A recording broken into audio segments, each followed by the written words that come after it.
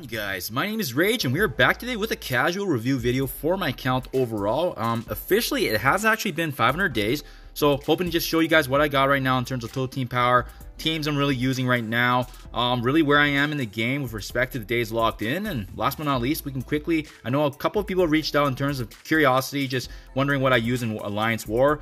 To be honest, I'm not that active in Alliance, but I can show you guys here in terms of what I can use. But first and foremost, just to show you guys the proof there, you can see at the very top, it is officially 500 days logged in. So it's a pretty significant milestone. I can't believe it's almost a year and a half into the game. That being said, here, my account profile here for myself, you can see that my total team collection power is 5.2 million. Strongest team, yeah, that factors in the 5 strongest characters that you have in the game, being 510k. And you can see here, total collected characters 164. I got 8 at max star rank, so just a sense, it is still quite heavy in terms of being able to kind of max them out. But you know, slowly but surely, everyone knows this game is more of a marathon and not a race, so definitely take your time. And my all-time arena rank was 66. It was definitely easier to do back in the day when you had a stronger characters compared to your foes. But now it's my latest is 219. So generally, I'm always sitting around the 150 to 250 range now, because that's at the end of the day, that's what I care about in terms of what I can maximize for power cores. Another key reason being is just the fact that I'm up against some pretty sizable foes in the arena here. So if I could quickly show you guys here. And a lot of these guys are, you know, some of them are really lucky in the sense that you might see some weaker ones that are around 400, 450, which is fine. But you can see here that sometimes the jump can be quite crazy. You can get some of these guys that are sitting at 600,000. And for me personally, I haven't started leveling up my guys yet for Dark Dimension 4. So that's the reason why I haven't really pushed this. And to be quite honest, I'm not really concerned about it. Just because in the long term, I'm more so wanting to use my resources effectively. That being said, the reason you see now at the top there, 66 million gold. I am trying to maximize my my high roller milestones, but only to an extent, because you know, rumor has it that in June there is going to be a heavy gold spending event, so I want to take advantage of that, especially when we get shards. And so that being said, really where I stop normally now is about the 1 million milestone tenure, because you can see here it actually does give you the power cores, so that's why I try to capitalize on taking my time. So 1 million a day works for me, but until June, that's probably when I'm going to do a lot of the heavy spending. Personally, for me, I just find it's going to be better bang for buck if we can get some free shards. You know, we've seen this similar before with events like such as Emma Frost. That being said, let's dive into my roster now. You know, actually, just for some context as well, just to show you guys, you know, at this point in the game, I have actually completed both Dark Dimension 2 and Dark Dimension 3 2 times. And just to show you, if you hit the leaderboards here, if you have completed it, you can see with the timed run, you can see my ranking there being 10,381. So what you can do is hit find me, and it actually shows you like how long it took. For me, it was 27 days, 3 hours. I wasn't really trying to get through it ASAP though, but I mean, just validity to show you guys that, you know, it's definitely possible to get this done, even with a minimal number of characters. I did it really quite effectively, actually, so I'll walk you guys through the characters I utilized as well. We can talk about my favorite teams as well then. So just taking a look at the quick roster here, there is a total of 14 characters that I brought in to Dark Dimension 3, and it's just shown here with the hearts. So I'm just going to quickly scroll down. You can see most of the characters that I brought in actually are only level 75, because, you know, I wanted to make it fair for everyone going through my Dark Dimension 3 guides that I made as well. I didn't really want to make them too overpowered.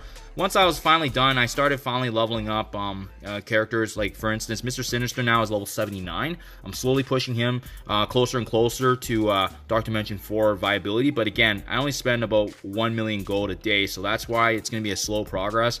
You can see here, if we were to actually go ahead and hit train, it actually does cost a total of 2 million to actually bring him from 75 to 80. So that's the, you know, for me, again, it's about maximizing the milestones. Doesn't make sense right now, especially when I don't even have all the Dark Dimension 4 materials ready. So once that's available, that's really when I can start kind of hitting the trigger more so for leveling up. But you can see, yeah, these guys are the ones that I brought into DD3, and as well as these 4 here, being Minerva, Ghost, Shuri, Black Widow.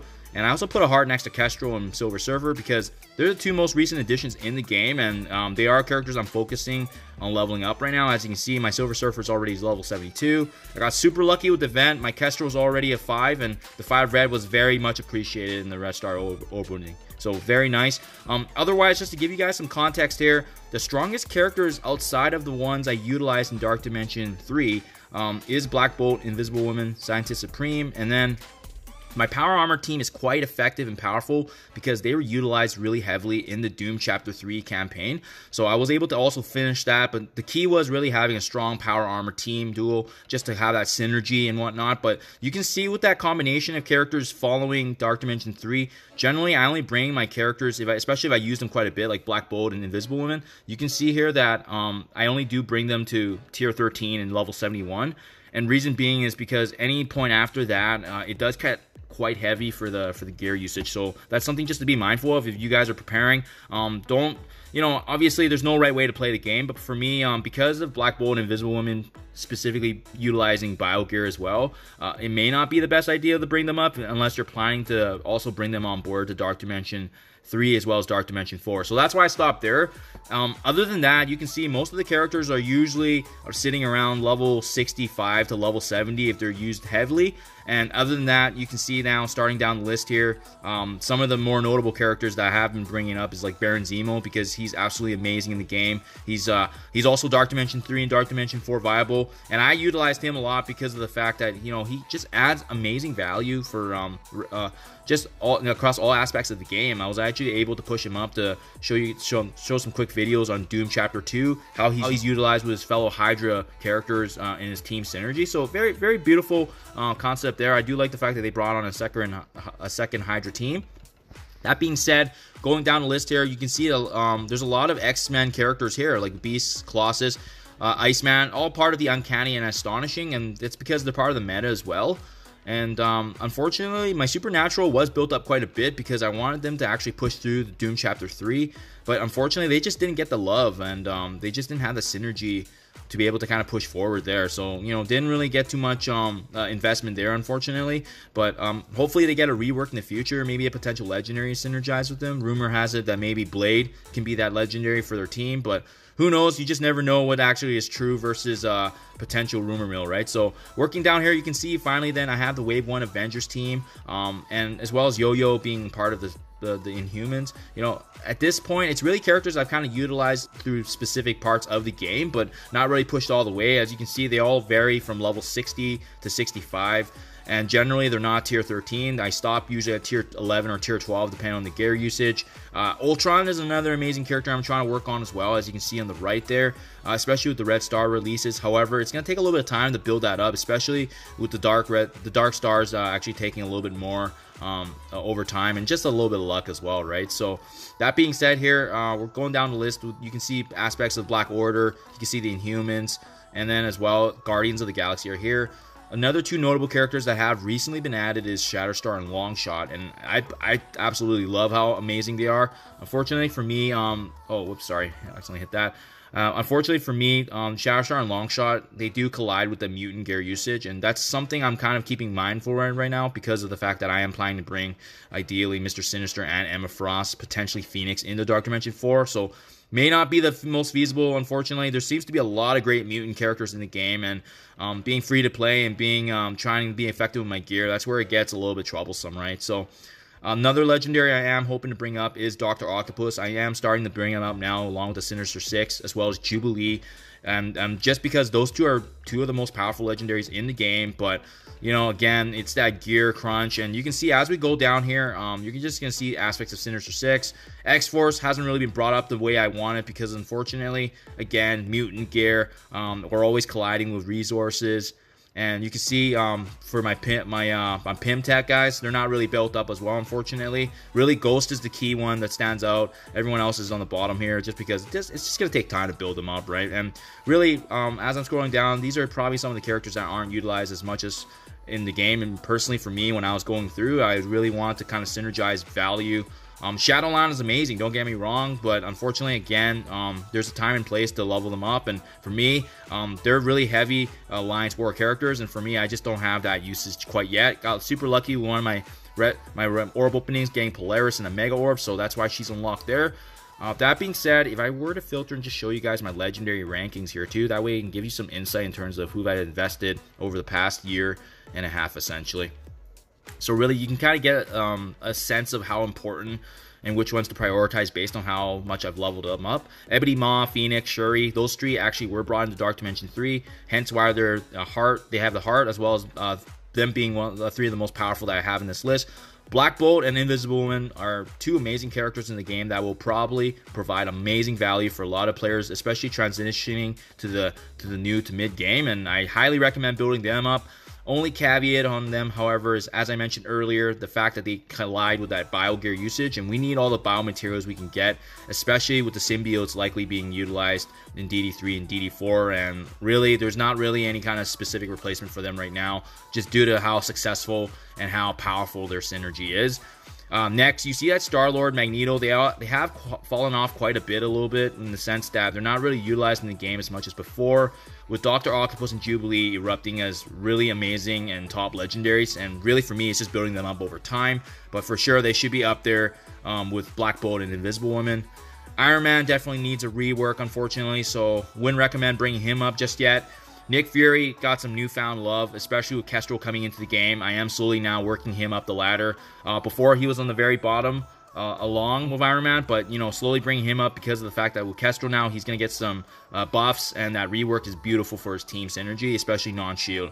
So that really, in essence, is my overall team there, you guys. Hopefully gives you some insight in terms of who I kind of invested in, and especially me playing the game now. Year and a half and unlocking all aspects of the game with the exception of Dark Dimension 4 now. So I'm just going to dive in and quickly show you guys my alliance teams, and that way you can kind of get a sense of how I defend. Especially when you're starting out in your mid game, it's more important to get the attacks, to get the points earned while you're attacking. So that's who I really recommend. But when I go to set defense here to show you guys my my current placement, I can just show you my mindset here in terms of who I'm using. So you can see starting off here, I do have the AIM team here actually being extremely effective. I love Scientist Supreme and being able to revive, so it's just a nice way to kind of like essentially provide a little barrier before they start actually attacking me down the middle.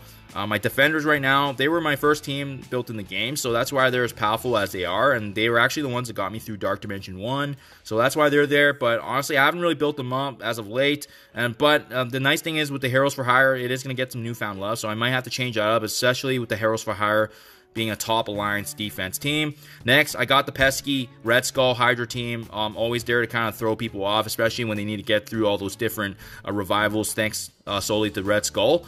And then as well, I did create a mixture of the Guardians of the Galaxy with Vision as well as Minerva.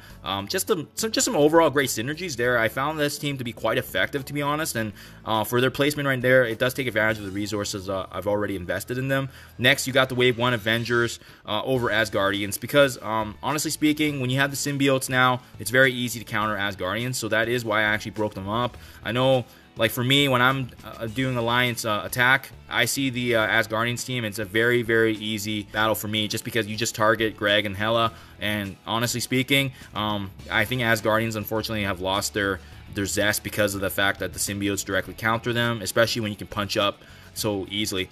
Next, I do actually have a hybrid team here with the newest characters. I've utilized both Kestrel and as well as Silver Surfer, mixing in with the synergy of Shuri and Taskmaster. They have some beautiful synergies. Last but not least, Hela being a Dark Dimension 3 character for me, kind of just rounding out the overall damage. So, you know, just apply some value there in terms of utilizing the characters I've maximized in DE3.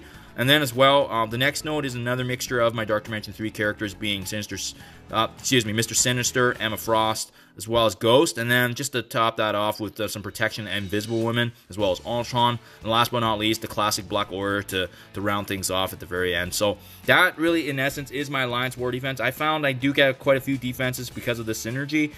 They're a little bit unorthodox, so that's what I like about it, but for sure, always room for improvement, so let me know what you guys think. That's just to give you a sense of my battles overall. And last but not least, being in the end game, you know, I haven't done it yet, so I'll just quickly go through with you guys. Always just double check in the store what you need, right? So, you know, I would take the quick stroll through, see if there's any materials I need, whether there's specific mini uniques, especially when we have to keep constantly building it. The big one for me is even if you don't need it right now, or you're not even close, you always got to keep consistently checking the war store here, especially because of the fact that we have to build these materials. So I am still building the Superior Psionics, so I always will buy this now because of the fact that they got a buff, and it's beautiful because the Muni Uniques and the DD4 materials here is found here, and it gives you the best bang for buck in my opinion, especially for the war credits. Also, opening these orbs will also give you that chance. So I always just use this for the second one. And you can see not only that, but we got 6 of the hammer tech there. And then as well, the remote access code, which is required for Dark Dimension 4. So that's really kind of my process.